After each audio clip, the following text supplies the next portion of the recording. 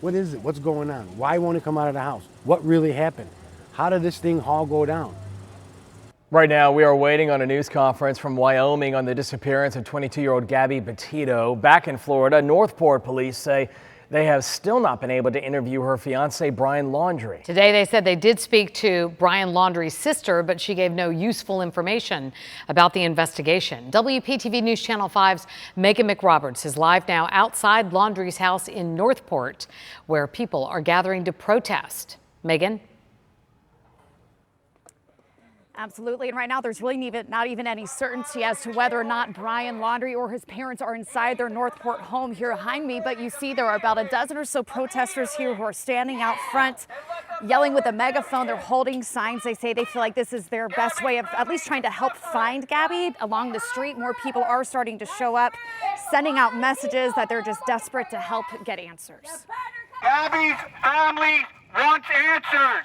Protesters pack in front of Brian Laundrie's home demanding answers. Where's Gabby? As days go by with Brian saying nothing to investigators and still no sign of Gabby Petito. They want answers. And neighbors fear tensions along their street might only get worse until he speaks.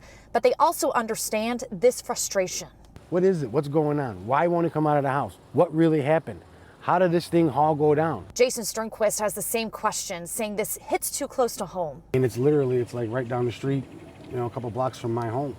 I mean, it could be anybody's kid. He's been making T-shirts and organized a vigil to pray for Gabby Petito's safe return. But they fear the longer the Laundrie stay quiet, the less likely it is she will come home from a cross-country van trip that only Brian came home from. I got 3 daughters, and I couldn't fathom it. I couldn't imagine, even in my worst dream, my worst nightmare, my worst anything, I could never imagine coming home and one of my children being not there.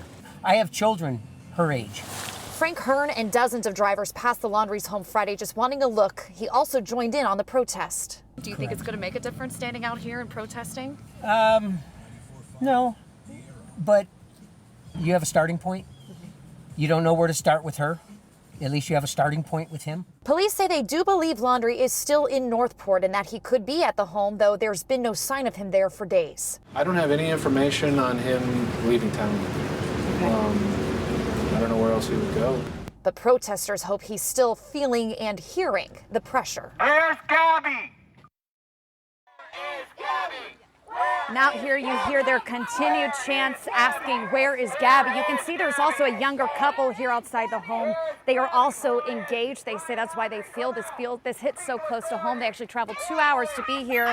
And just an hour from now at 7, there's also going to be a prayer vigil at the City Hall to pray for Gabby's safe return. Reporting live in Northport, I'm Megan McRoberts, WPTV News Channel 5.